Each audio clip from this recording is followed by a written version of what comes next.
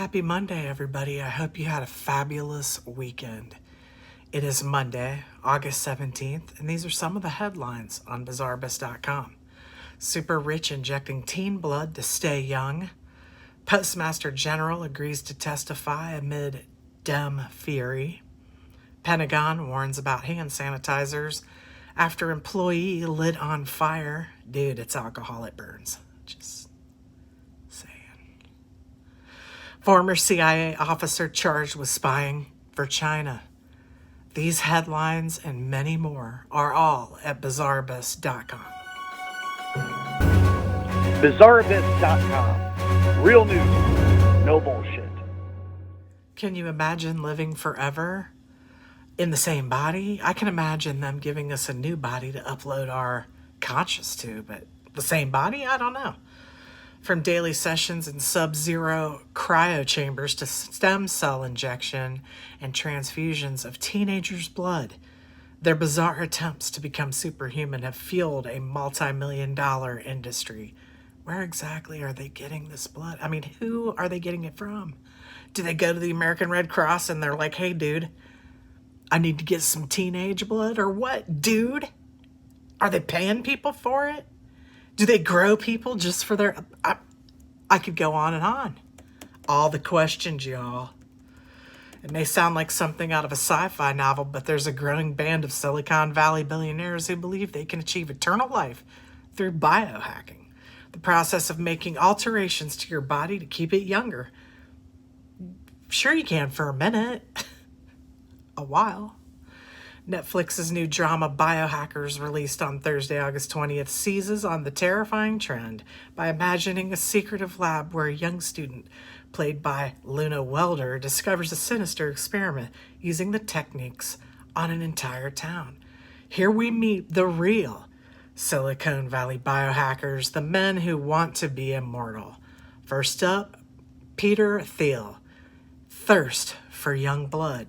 There was a queen who used to do that too, and a king. Horrific horror stories there. We'll talk about those in October. PayPal founder Peter Thiel has a gruesome plan to achieve eternal life by injecting the blood of teenagers. The practice, known as parabiosis, is not as impossible as it seems. In 2016, a startup firm called Ambrosia started offering transfusions of young plasma for $6,000 a time, a pop. The billionaire mogul, 53, has said, I'm looking into parabiosis stuff, which I think is really interesting. This is where they did the young blood into older mice, and they found it had a massive rejuvenating effect. It's not known whether Thiel has acted on his impulse, but he has previously admitted to taking human growth hormone to slow his decline into old age. And he stands against the ideology of the inevitability of death. So that's where all of our PayPal fees are going. Elon Musk, cyborg brain implants. Tesla billionaire Elon Musk believes in brain implants. The billionaire has long argued that humans need to become cyborgs, half man, half robot, in preparation for an inevitable AI revolt. In July 2019, the 49-year-old plowed through $80 million into funding the company Neuralink, which aims to develop a terrifying electronic brain implant to connect us to technology.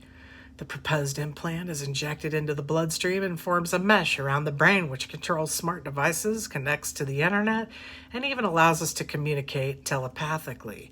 While it sounds like an episode of Black Mirror, many people are already embracing cyber implants. In Sweden, 3,500 people have inserted microchips into their bodies, which function as contactless credit cards, key cards, and rail cards. Do they expire? I don't know. Filmmaker Rob Pence has also developed a camera which can be implanted in the eye. Jack Dorsey, sauna and ice baths. One of the best known proponents for biohacking is Twitter CEO Jack Dorsey. Swears by extreme temperature changes, using saunas and ice baths to give himself a brain boost.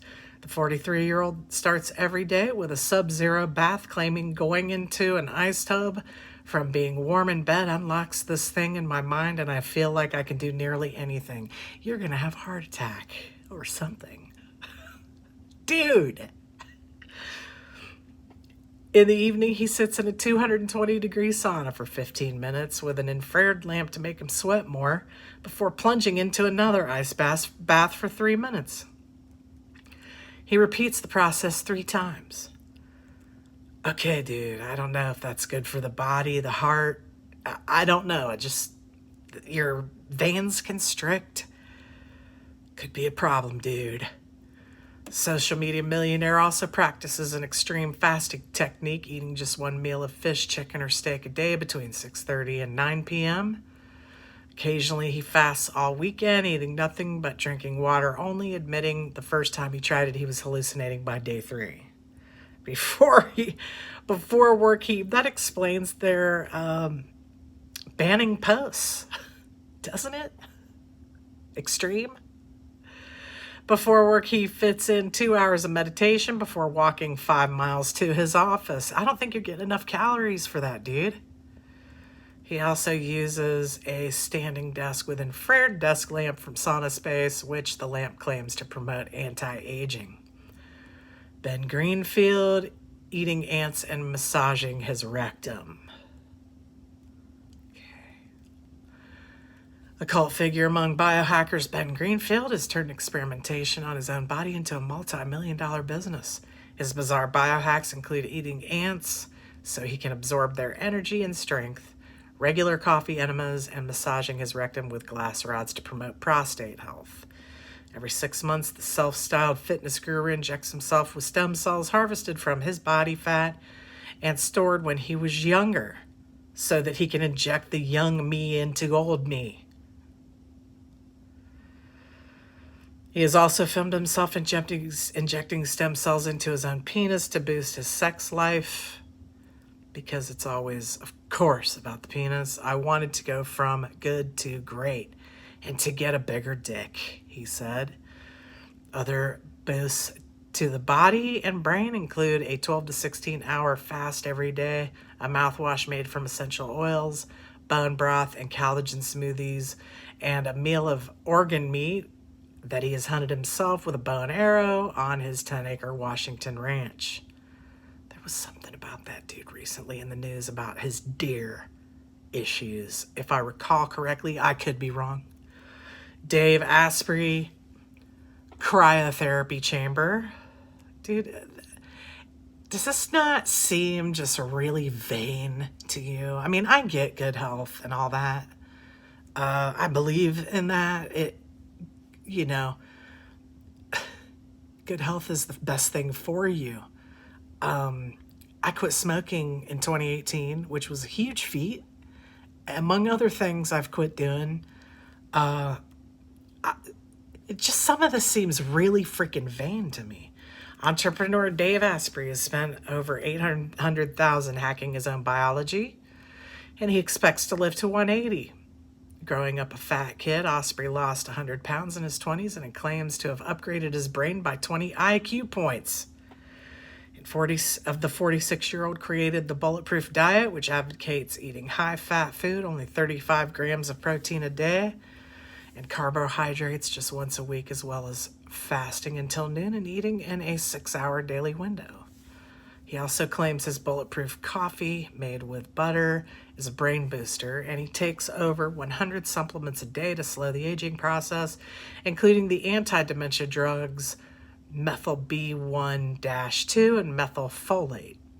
Osprey uses a variety of biohacks, which include lying underneath an ultraviolet bright light for 10 minutes to slow the aging and standing on a vibrating plate, and spells inside a cryotherapy chamber in temperatures of 150 degrees below zero.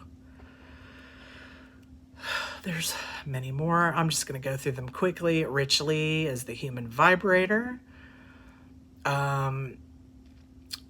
He is from Utah, and he injected armor in his lower legs, which hardens on impact to act as built-in shin guards. Dude. Sergey file get, muscle growth hormone, and MDMA. He uses a $4,000 hearing aid in public to enhance his already perfect hearing and has a glucose level monitor implanted in his belly fat. Joshua Zahner injecting edited DNA into his body. I don't know if that's good, dude. He claims the DNA had passed through the gene editing device CRISPR to disable its myostatin, the hormone that inhibits muscle growth. Okay, dude, you can read about those extra dudes, and I will link this at bizarrebus.com. Postmaster General Louis DeJoy has agreed to House Democrats' request for him to testify next week about his controversial Postal Service changes that have raised hackles around the nation, according to two people familiar with the matter. Well, that's good, because we'd like to know what's going on, dude. On Sunday, Democrats moved up a request for DeJoy to testify to Monday, August 24th, calling it an urgent matter.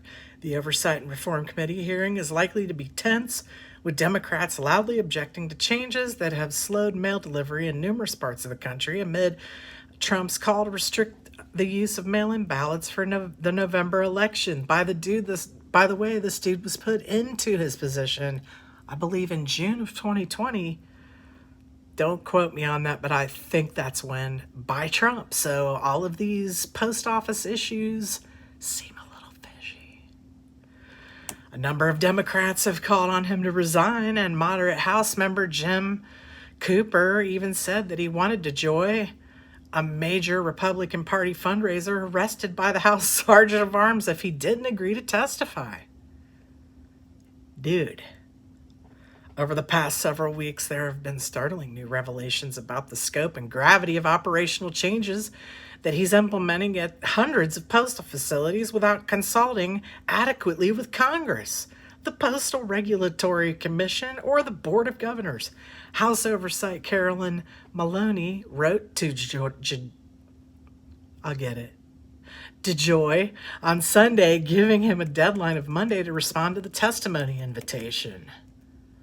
Your testimony is particularly urgent given the troubling influx of reports. Now, today, I read a story where some of the removed post office boxes, which I've seen pictures of trucks with tons of them on there, but they could be photoshopped. Who knows, dude?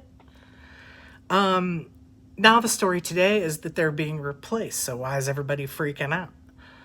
Why are they being replaced? You didn't give a shit about the freaking rusty-ass post office box that the damn handle was coming off of, basically. In my town, just one of them. Get out of here. Not sure I believe all that. The spokesperson for the Postal Service didn't immediately have a comment. I'm pleased that the Postmaster General would testify voluntarily before. Why wouldn't he testify voluntarily? Are you just going to go pick up the dude and drag him in there? Get out of here. Anyway, they didn't say what time all that's supposed to start. The House is also expected to vote as early as this Saturday on a proposal to block DeJoy's plans to overhaul the Post Service. So without even knowing his plans or even talking to the dude, you're freaking going to vote to block his ass. Because he's doing too much. The emergency vote would occur weeks earlier than Speaker Nancy Pelosi and other House Democrat leaders had originally planned to return to Washington. You do realize they probably did all this so you couldn't take your little break that you wanted. So you'd have to return to Washington to work like the rest of us do every day. House and Senate Democrats have also demanded reams of documents from DeJoy and senior USPS staffers as they probe why the Postal Service's cracked down on the use of overtime for postal workers. Because they're out of fucking money, dude. It's as simple as that. And why they're out of money is beyond me. I mean, it costs $7 to mail a freaking book next door, dude. Okay? Everything is super expensive through them. They raise the postage every year. Amazon's using them. They have all the work they could ever need. How is it that they're always out of money? Somebody Make them, I thought they were a government thing. Make it happen, y'all. I mean, they are a government thing. I'm just saying. Make this shit happen. Make it private then if they're losing all this money. Somebody buy the fucking post office, okay? I don't know. Even Trump seems to have changed his tune on what he wants from the Postal Service, telling reporters on Monday, I've encouraged everybody to speed up the mail, not slow down the mail. This is all a big fucking game, dude. We'll see. It'll be interesting to see what he testifies to and what the questions even are, if they even ask the right questions to begin with, and why there are they removing postal boxes? Is this all some ploy? Have they dismantled sorting machines and stopped them in certain states? If so, why? All of these questions need answered, and I will be there, and I'm going to fucking watch it. So I will report it to you all. I will link this at Bizarrebus. Hey, y'all. I just wanted to take a moment and show you the new Bizarrebus mask I got. It's freaking awesome. It's a polyester shell on the outside, 100% cotton on the inside, so nice and soft. Made in the USA. That was important. We had to make that happen. And goes on super easy. Doesn't pull your ears. And I'm doing this with glasses on, so you can see. Doesn't pull your ears. Full coverage. Good stuff. Anyway, these are, you can get them in black, gray, white, red, and they're $12.99. It's got our logo on the front. If you feel like you'd like to support us, this is one good way to do it. You can go to bizarrebus.com, and on the right top of the page, you'll see the mask. And we would so appreciate your support. At the same store, you can get a t-shirt if you want. Anyway, thanks so much. I appreciate you guys. Dude, it's Bizarrebus headlines, 100% unfiltered. Don't catch fire when using hand sanitizer, a Defense Safety Office warns. That rhymed. Did they know that when they put that up there? Don't catch fire when using hand sanitizer. Hand sanitizer remains in high usage and demand as the pandemic persists. And let me tell you, it stinks like shit. Don't ever use it while you're out. Make your own and take it with you. But some forms of the gel germ fighters have reportedly caused people's hands to catch on barely visible blue fire, prompting the Defense Department to warn troops and others this week to be safe when sanitizing. Probably don't want to use a Bic lighter or play with fire or light a grill, things of that nature. The department's safety office at Fort Jackson, South Carolina, recently distributed a Food and Drug Administration bulletin that detailed how an employee at the Energy Department's Federal Contractors Group used an alcohol-based hand sanitizer as advised and endured the stark danger that some cleaning rubs pose shortly after the application to his hands, but before the liquid disinfectant had evaporated and completed drive, the employee touched a metal surface which accumulated a static electrical charge, resulting in an ignition source. So don't put the shit on and then pump gas in your car. It could be a problem for you. Shortly after the application to his hands, but again before it evaporated, the employee touched the metal surface and ignited. The ethanol alcohol-based disinfectant flashed, resulting in an almost invisible blue flame on both hands. That's because it's alcohol, dude. It's like doing one of those slammer shots in the bars you can barely get anymore because they catch fire. Well, they light them on fire and then you slam... Dr. Pepper. It's called a Dr. Pepper drink, I believe. They light it on fire, the shot, and then drop it down in some Dr. Pepper and you drink it really quick. Good stuff, man. Spotlighting the incident, I went totally left field there. Ron Ross, safety manager with Fort Jackson's Installation Safety Office, told personnel to exercise vigilance when using these gel sanitizer to ensure it's completely evaporated before touching any metal object and or other items that often harbor static electricity.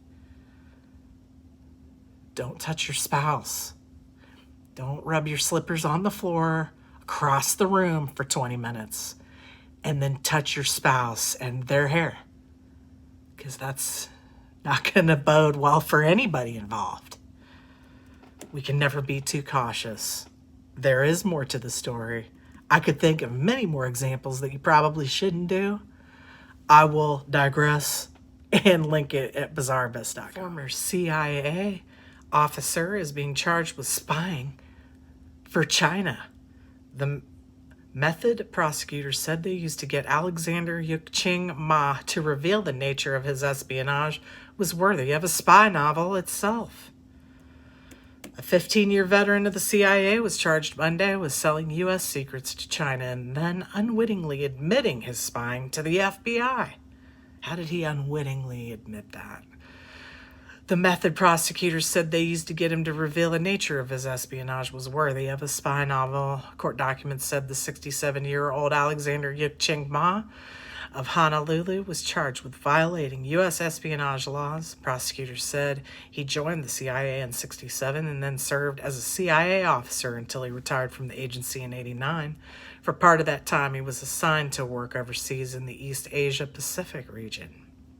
12 years after he retired, prosecutors said Monday that Ma met with at least 5 officers of China's Ministry of State Security in a Hong Kong hotel room where he disclosed a substantial amount of highly classified national defense information, including facts about the CIA's internal organization, methods for communicating covertly, and the identities of CIA officers and human assets. Not cool, Ma. The trial of Chinese espionage is long and sadly strewn with former American intelligence officers who betrayed their colleagues, their country, and its liberal democratic values to support an authoritarian communist regime. Dude, to the Chinese intelligence services, these individuals are expendable. To us, they are sad but urgent reminders that the need to stay vigilant is clear. After leaving the CIA, Ma got a job as a Chinese linguist in the FBI's Honolulu field office. He used his new job and security clearance to copy or photograph classified documents related to guided missile and weapon systems and other U.S. secrets and pass the information to his Chinese handlers. When the FBI became aware of his activities, posing as a representative, prosecutors said an undercover FBI employee arranged a meeting posing as a representative from the Chinese government. The government operative claimed to be conducting an investigation into how Ma had been treated, including the amount he had been compensated, court documents said. A video recording showed Ma counting $2,000 in cash provided by the undercover operative, who said it was to acknowledge his work on behalf of China. $2,000, that's it. Dude. Investigators said Ma, who was born in Hong Kong, explained that he wanted the motherland to succeed and admitted that he provided classified information to the Ministry of State Security and continued to work with some of its same representatives who were at the 2001 meeting. So he's been doing this for 19 years, man. Prosecutors said an 85-year-old relative of Ma's also worked for the CIA and later spied for China as well. So they need to investigate all these dudes. All of them. Dude, well anyway, so this is going to take on, this is going to be a long trial. So if I hear any more about it, I will definitely let you know. Thanks for tuning in tonight. I will catch you tomorrow. Stay bizarre. Yeah. Make sure you take a deep breath. Think positive. Just saying. Dude. Penguins given free rein to roam around the aquarium since there's no visitors allowed. That's awesome. Dude, look. He's looking around. He's loving it. I got a new section on the headlines page at the bottom called Bad Seeds. Matt Gaetz of Florida, 1st Congressional District, mocked the whole process by wearing a gas mask when reviewing the funding. You're a super freaking winner, dude. An Alaska airman has been punished for peeing in the office coffee maker. Dude, why? Why? Did you take it in the bathroom with you? Did you stand in the kitchen and whip it out? Clearly, this airman is dedicated to getting kicked the F out. He's trying really hard, y'all.